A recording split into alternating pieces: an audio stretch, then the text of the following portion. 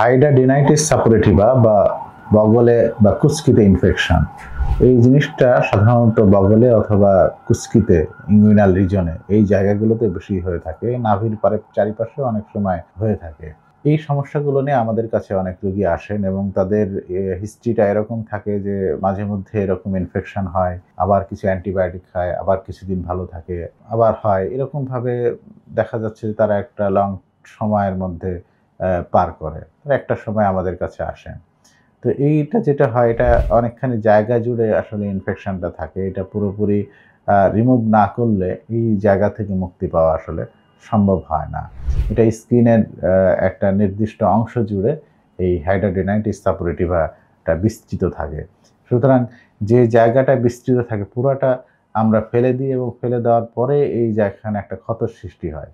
এই ক্ষত সৃষ্টি হলে এই ক্ষতটাকে আমাদের পুনর্গঠনের দরকার হয়।